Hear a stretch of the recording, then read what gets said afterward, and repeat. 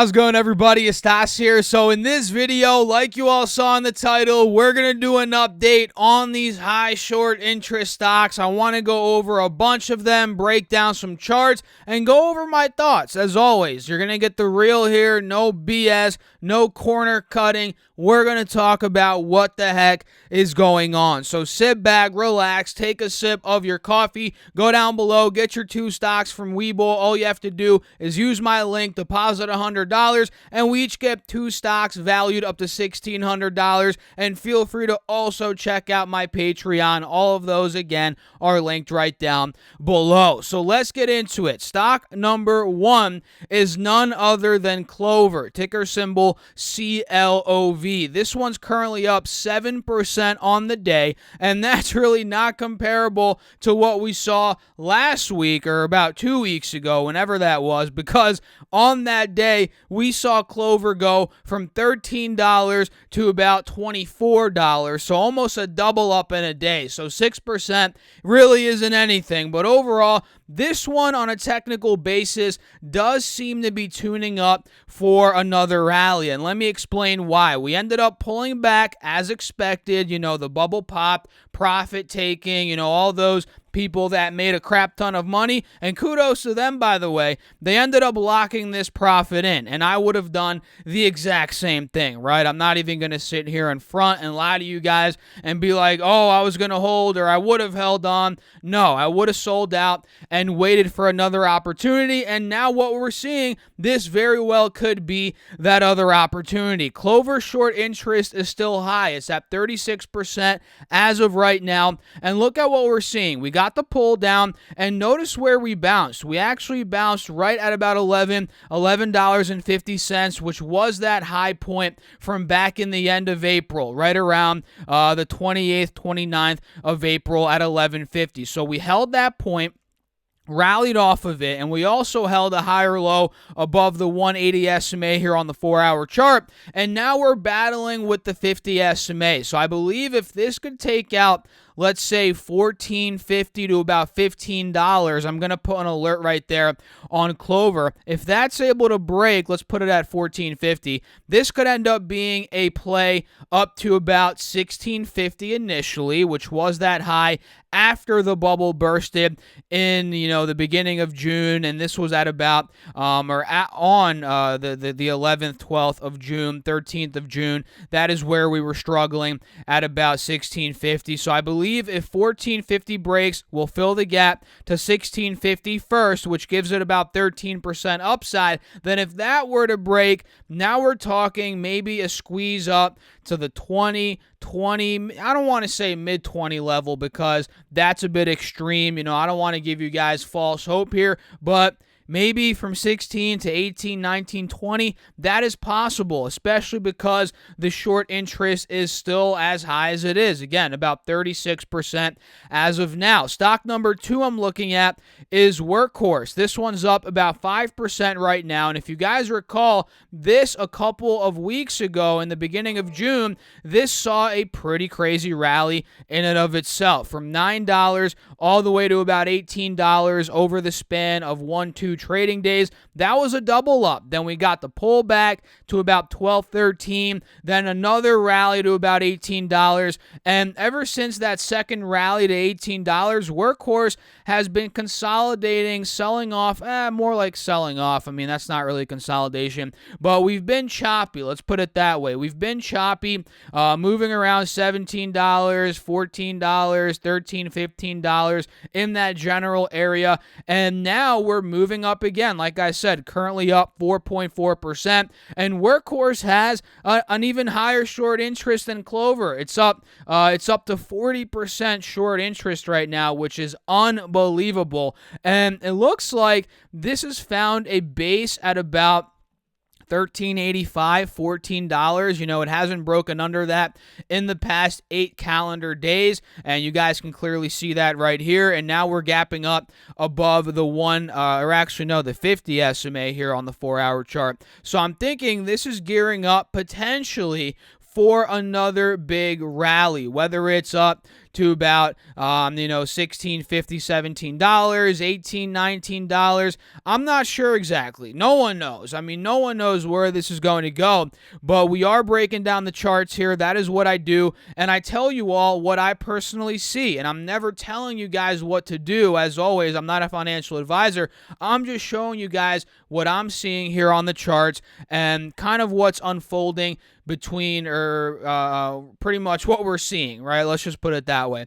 So Workhorse is starting to push up. That's a good sign. We're watching it. And we're also looking at good old Ride, Lordstown Motors. This one's up 7% right now. This has a 31% short interest. And by the looks of it, we found a base support on this as well, right around $9.50 to about $10. And now we're clearly moving up above not only the 180 SMA, we've been above that, but now today the 50 SMA on the 4-hour chart. And take a look. Let me extend this to the right. You guys can see the previous high from the middle, one of the previous highs from the middle of May was at about 1170. So I'm thinking that's going to be a tough spot, and 1170 was also a tough spot in the middle of June about 10 days ago. So if 1170 could break on Ride here, watch out for a move to about 1280.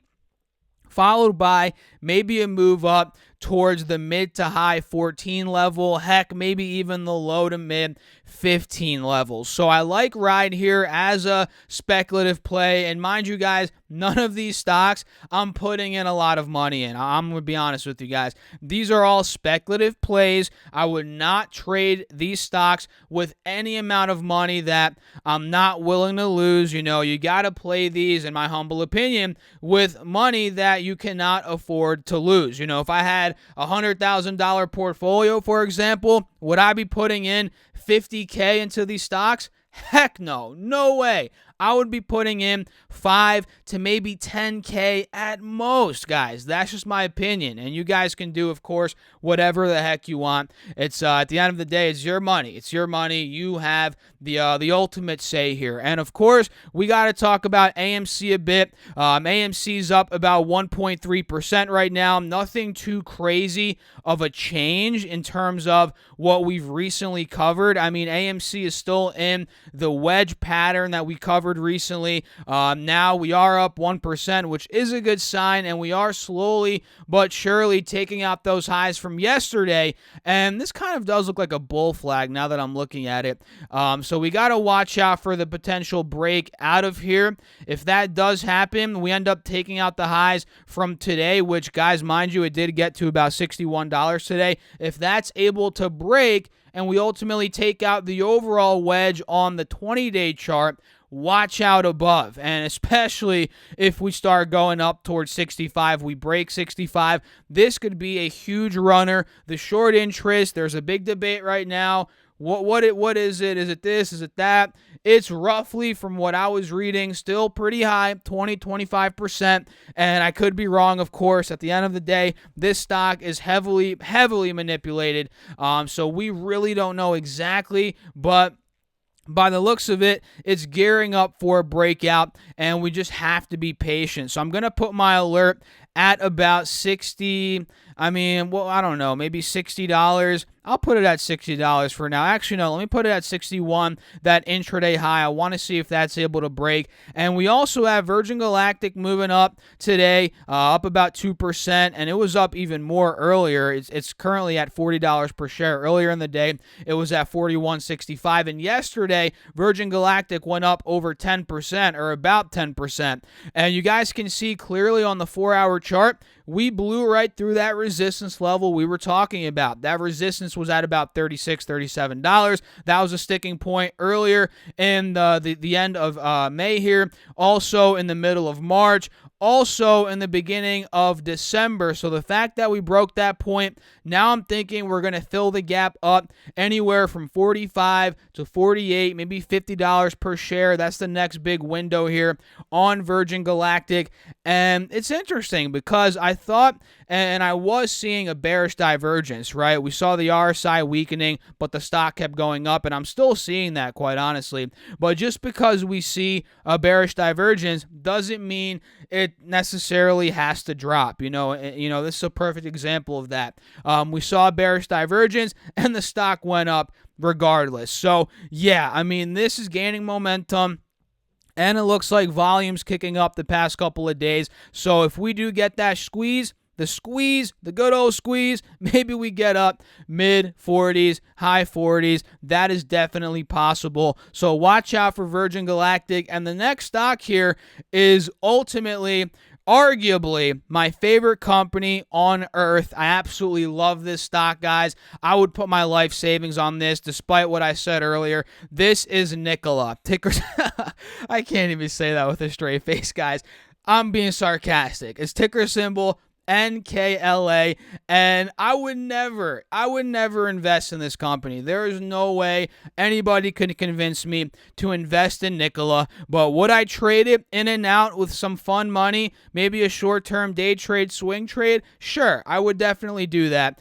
Just to make some money there in the short term, because quite honestly, I think there could be upside in the short term, despite it being a joke of a company in the long term. At least as of now, things could change, but as of now, it's a joke in my opinion, guys, and you guys could argue all day in the comments with me if you want. I'm down to do that. But as of now, Nikola's up 4%. It just cracked above 18. It's trying to break above the wedge resistance here that I just drew out. One good thing, technically speaking, is we are breaking out of the highs slowly but surely, or we're trying to, from the high point from the beginning of June, end of May. We're trading above both moving averages. We have been uptrending ever since the end of April. So for 2 months, pretty much at this point, we've been uptrending, and they have a 32% short interest. And I'm surprised the short interest isn't higher. I mean, with how crappy of a company this is, this should be a 60% short interest,